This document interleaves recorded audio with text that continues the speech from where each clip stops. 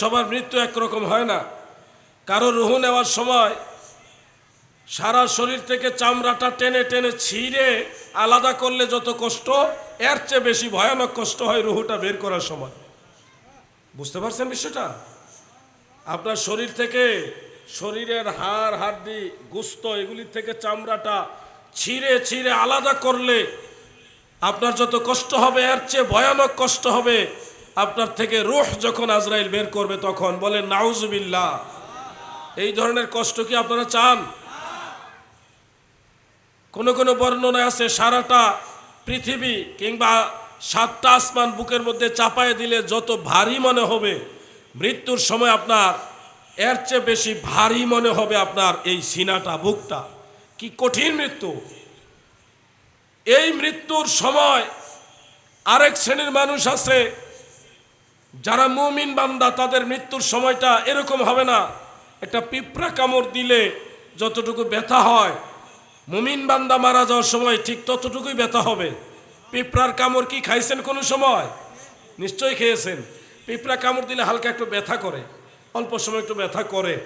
এরকম ব্যথা হবে ইমানদার যখন মারা যায় তখন। এবং ইমানদারদের মধ্যে 2টা ক্লাস আছে, একটা হলো মুমিনে কামিল, আরেকটা হলো মুমিনে নাকিস। ত্রুটিযুক্ত মুমিন আর পরিপূর্ণ মুমিন। যারা মুমিনে কামিল হয়ে গেছেন, আল্লাহর ওলি হয়ে গেছেন, তাদের মৃত্যুটা আরো সহজ হবে। আমার দয়াল নবীজি বলেন, গো মায়ের বুকে শিশু দুধ পান করতে করতে করতে করতে এক সময় সে চুপচাপ ঘুমিয়ে যায়, আর দুধ টানেন না। কখন সে ঘুমিয়ে গেছে সে নিজেও টের পায় না। আল্লাহর নবী বলেন, উম্মতেরা রে, আমার উম্মতের মাঝে যারা ভালো মুমিন, তাদের মৃত্যুটা হবে মায়ের বুকে শিশু দুধ পান করে ঘুমানোর মতো। নিশ্চয়ই আমরা এই ধরনের মৃত্যু চাই, চাই কিনা ভাই? আপনারা যদি এই ধরনের মৃত্যু চান তাহলে যেভাবে খুশি ওইভাবে চলতে পারবেন না। আল্লাহ যেভাবে খুশি, আল্লাহ রসুল যেভাবে খুশি ওইভাবে চলতে হবে। আমি দুনিয়াতে এসেছি আমার ইচ্ছাই নয়, আমাকে একজন পাঠিয়েছে, তিনি আমার আল্লাহ। আপনার মা বাবা চাওয়ার পরেই আপনি আসছেন, বা আপনাকে আপনার মা বাবা চেয়ে আনে নাই। ওনারা ওনাদের স্বাভাবিক চেষ্টা করেছেন, কিন্তু আল্লাহ চেয়েছেন আপনি দুনিয়াতে আসেন। আপনি যে আসতেছেন, আপনি যে কীরকম দেখতে হবেন, কী রকম স্বভাবের হবেন, কী রকম চাল চলনের হবেন, এটা কিন্তু আপনার মাও জানতো না। দুনিয়া আসার পরে জানছেন, কিন্তু আল্লাহ তাআলা আগের থেকেই সব জানেন। এবং আল্লাহ আপনাকে পাঠিয়েছেন দুনিয়াতে, যার ইচ্ছায় এসছেন তার ইচ্ছায় যদি দুনিয়ার জিন্দেগিটা পরিচালনা করতে পারেন, আশা করা যায় সে মুমিনে কামেল বান্দারা যেভাবে মারা যাবে ওইভাবে আপনার মৃত্যুটা হবে। দাদু, আজরাইল আলাইহিস সালাম রুহটা নিয়ে ডাইরেক্ট ইল্লিন আর সিজ্জিনে যাবে না, রুহ নিয়ে আরেকজন ফেরেশতার কাছে হ্যান্ড ওভার করবে। ওই ফেরেশতা যদি ভালো মুমিন হন, আপনার রুহটা একটা ফুলের মধ্যে রাখবে, বড় এক ফুল, সেই ফুলের মধ্যে রুহটা রেখে আপনার লাশ যেখানে, ওই লাশের আশেপাশেই ফেরেশতা ঘোরাফেরা করবে। সুবহানাল্লাহ। ওখান থেকে আপনি দেখবেন কে আপনার গোসল দিতেছে, কারায় আপনার কাফনের কাপড় পরাচ্ছে গো, কে আপনাকে আতর গোলাপ মেখে দিচ্ছে, কে আপনার জানাজা পড়াচ্ছে, কারা কারা জানাজার নামাজে এসেছে। এই দৃশ্যগুলি ওই ফুলের উপর থেকে আপনি দেখতে পাবেন।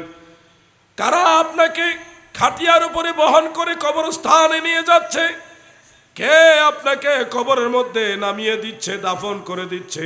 এক পর্যায়ে লাশ দাফন করে সবাই যখন চলে যাবে, একা একা নির্জনে নিরালায় ওই কবরের মধ্যে একা একা যখন রয়ে যাবেন, সবাই চলে যাচ্ছে, একজন মানুষও কবরস্থানে থাকে না। থাকে নাকি? একজনও থাকে না। সবাই যখন চলে যাবে গো,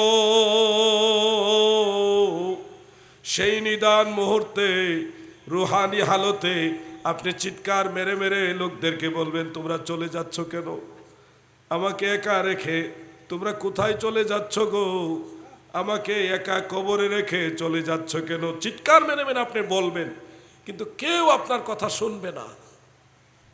ওই সময়টা আসবে দাদু, আপনারও আসবে, আমারও আসবে। অবশেষে নির্দিষ্ট সময় পরে হয় এই জগতে না হয় আলমে মেসালের জগতে আপনার লাশের ভিতরে রূহ ফেরেশতা রুম্মান আলাইহিস সালাম তিনি এসে প্রবেশ করাবেন, মুনকার নাকির কবরে প্রবেশ করবেন। সেটা এই কবরেও হতে পারে, আলমে মেসালের জগতেও হতে পারে। হুবহু একটা কবর আলমে মেসালে আপনার দেহটাকে ওখানে এইভাবে রেখে সওয়াল এবং জবাবের এই পর্বটা সংগঠিত হবে। মুনকার এবং নকির কবরে প্রবেশ করবে এবং রুম্মান ফেরেশতা রূহ আপনার শরীর ভিতরে ঢুকিয়ে দিবে, প্রবেশ করবে। আপনি একটা নির্জীব জড়দেহে থেকে হঠাৎ করে সজীব এবং সজাগ হয়ে যাবেন, চোখ খুলবেন, খুলে দেখবেন দুইজন ফেরেশতা যাদের চেহারা যদি আমল আখলাক ইমান ভালো না হয় তাহলে দেখবেন এমন এক ভয়ানক চেহারা, জমিন থেকে আসমান পর্যন্ত লম্বা এরকম দীর্ঘদেহী একটা ব্যক্তি, যার দিকে তাকাইলেই ভয়ে প্রকম্পিত হয়ে যাবেন। দাঁতের পাটি, চোখ এবং সবগুলো দেখে আপনি তখন ভীত সন্ত্রস্ত হয়ে যাবেন, আতঙ্কিত হয়ে যাবেন যদি ইমান এবং আমল ভালো না থাকে। তাদের হাতে বিশাল এক অস্ত্র থাকবে, এগুলি দেখে আপনি শেষ। প্রশ্নের উত্তর দিবেন কেমনে? আপনি তো ভয়েই তখন কাতর হয়ে যাবেন, কারণ আপনার কর্মফল ভালো না।